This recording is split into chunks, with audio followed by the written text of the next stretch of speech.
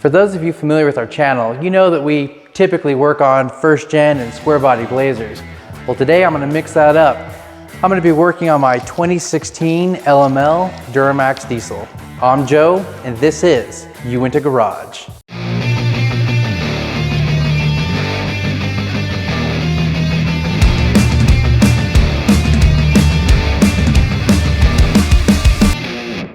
Today we'll be installing a Fleece lift pump inside the tank of my LML. I will be following the instructions outlined exactly how Fleece has it on their website. Let's dig into some of the tools you're going to need for this job. You're going to need an 8mm, 10mm, 11mm, 13 and 15mm sockets. You're going to need a small screwdriver for some electrical work, a pair of pliers, your favorite flashlight, and your favorite ratchet. So let's dig in. All right, step one, we will disconnect both batteries.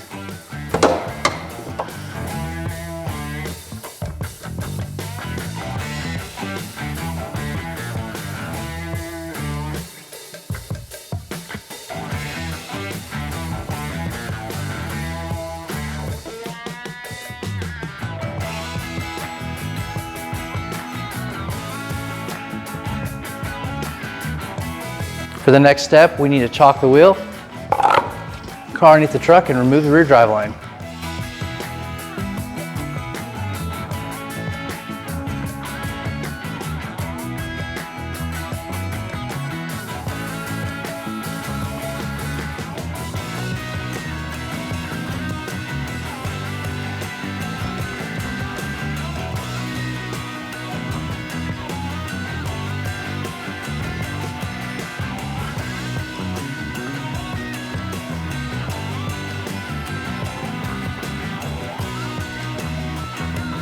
Now that the drive line's removed, we're going to remove this plastic cover from the fuel tank.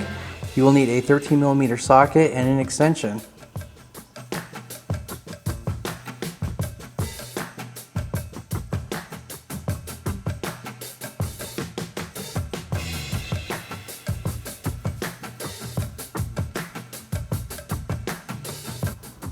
For the next step, we are going to support the fuel tank right here in the middle using a floor jack.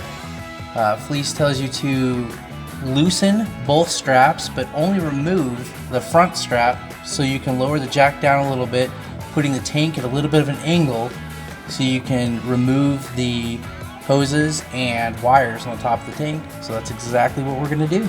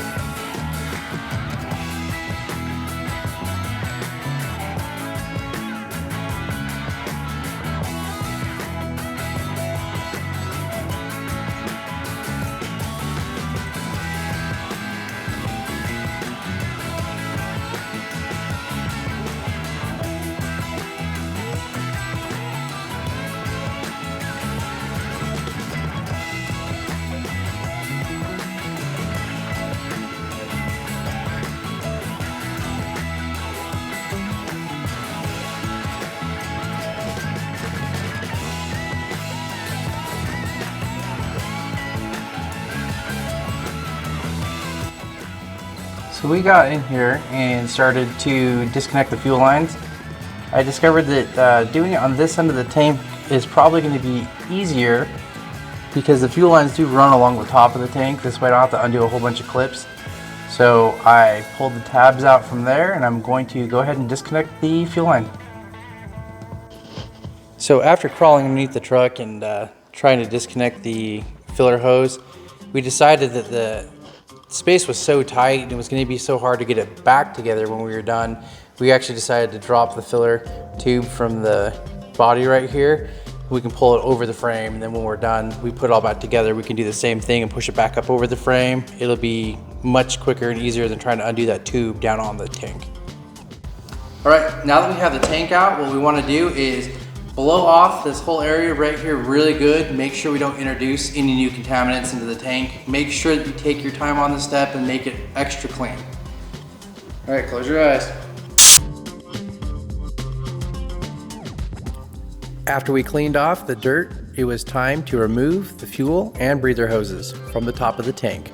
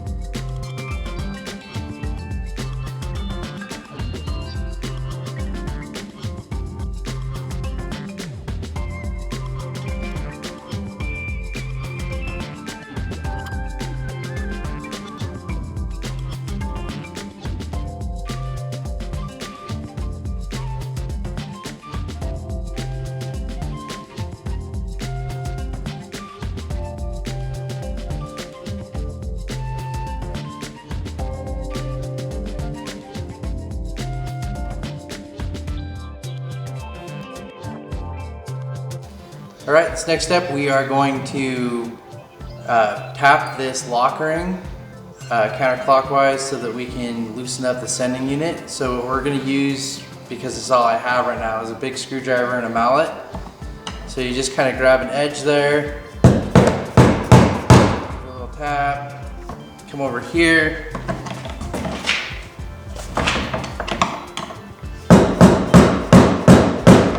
tap, kind of keep going around in a circle until it pops.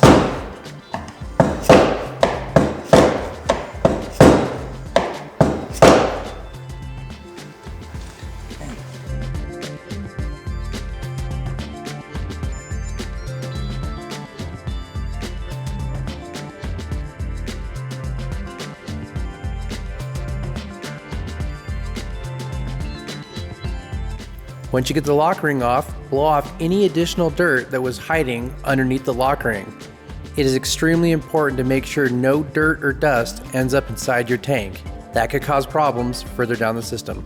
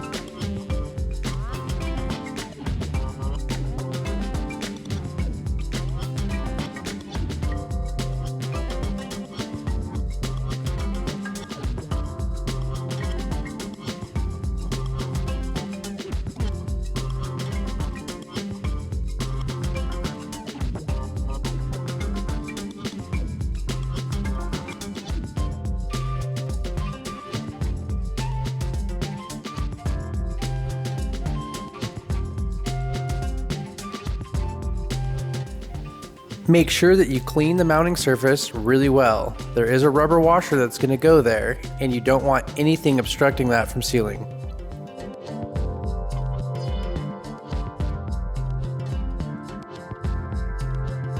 For the next step, we need to go ahead and install the float arm onto the fleece pump. You can see there's a little hole for it right here, and it snaps right into place. Perfect.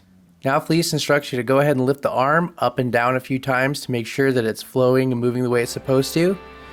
This looks good. So now we'll move on to the next step and get this installed in the tank.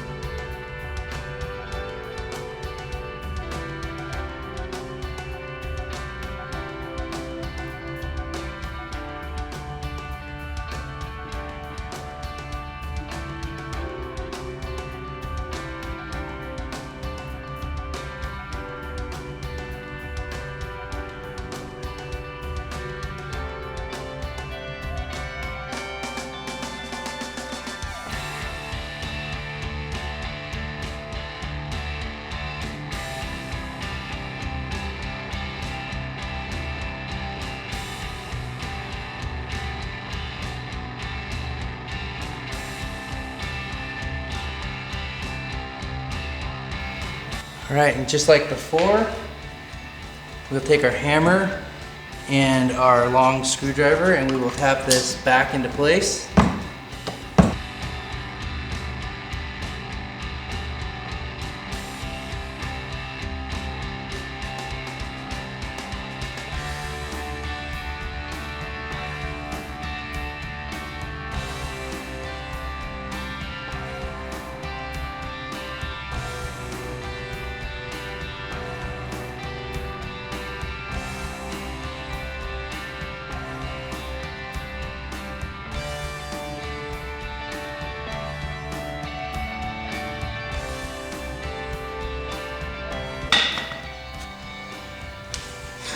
Now I need to go get some, reattach the fuel lines, and I gotta go get some fittings because I broke some of my plastic clips.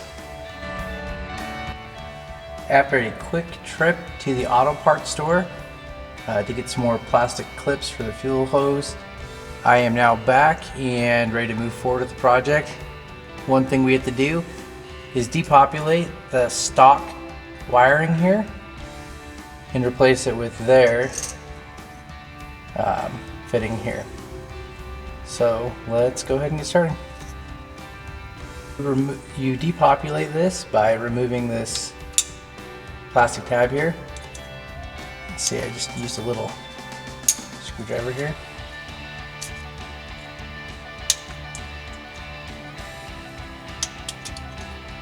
Okay, so that's off. And then what you do is you gently push one at a time back down through these holes. So if I am right, you push up on that, should loosen it. There you go. And you push it out. I don't know if you guys saw how I did that. I'll do it again right here on this side. So I kind of lift up on that white tab and then rotate the screwdriver down, and that actually just pushes it right out. See that? Now both wires are out. They do say in the instructions that you want to keep these rubber gaskets on the back, which is fine. Now let's go ahead to the next step and we will add their bracket or their connector. Now that I have these wires out, I am going to go ahead and populate the connector that they sent. Now they tell us that the orientation does not matter. In other words, either wire could go in either hole. Let's go ahead and push these guys in there. So put them in backwards. There we go. You see that?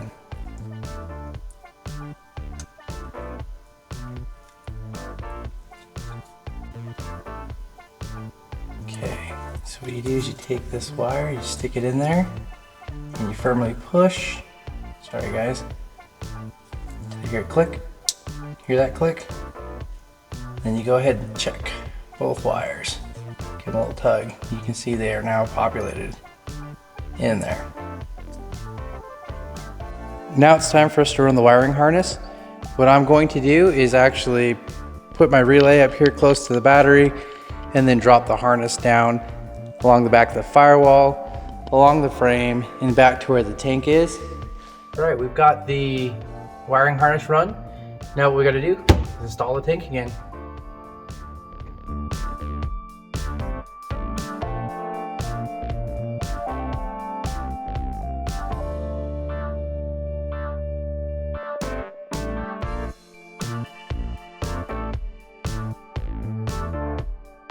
We've got the tank installed again. Now we've moved on to the driveline. One important instruction that they mention in their detailed instructions is to add red Loctite to the bolts for the driveline. It has blue Loctite on there now, so I'm gonna go ahead and go with blue Loctite rather than red because I do anticipate one day taking my driveline out again. So I'll go ahead and do that and move on to the next step. For the final step now, we need to wire in the relay. So first what we're gonna do is open this box and look for the right fuse. All right, we think we found fuse 39, which is right here. This is the one that Fleece recommends that we use to add a fuse for their system. Now, the previous owner of this truck actually wired my airbags there, so that means I need to find a new switched power for the airbags, which I can do after we get this set up and tested.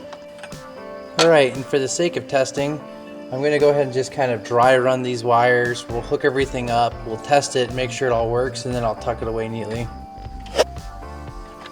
Okay. So we'll go ahead and reattach the battery.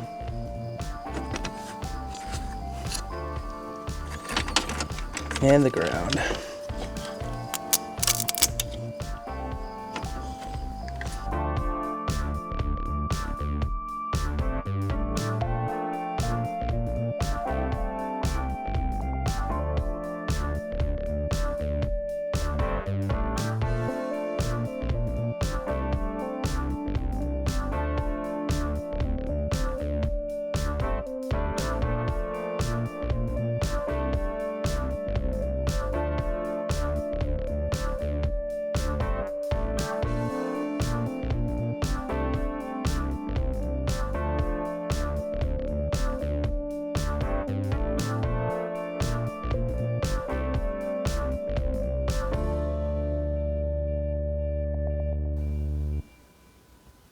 Now, I don't specifically call this out in this video, but there is a positive and a ground cable for the Fleece system.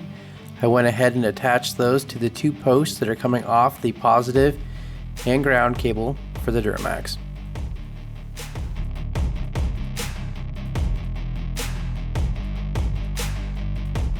Now we've got it all wired up. All we have left to do is fire it up and see if it works. So wish me luck. Crossed.